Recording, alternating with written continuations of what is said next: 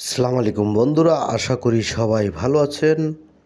যে যেখানে আছেন অনেকটা সুস্থ রয়েছেন, ভালো রয়েছেন। আপনারা দেখছেন রাতের ঢাকা।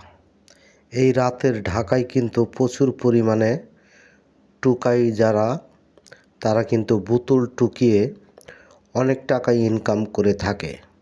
কিন্তু তারা নেশার পিছনে অনেক টাকা খরচ করে ফেলে। কিন্তু যখন বোতল টুকাইতে যায় তখন কিন্তু তারা রাতের ঢাকাতে টাকা পয়সা অনেক সময় অনেক কিছু পেয়ে থাকে। তারপরেও কিন্তু বোতল টুকিয়ে তারা প্রতিদিন ১,০০০ টাকা ইনকাম করা সম্ভব। কিন্তু ওই যে তাদের একটা নেশা রয়েছে, সেই জন্য তারা এরকম টুকাই থেকে যায় সারা জীবন। সবাই ভালো থাকবেন। আল্লাহ।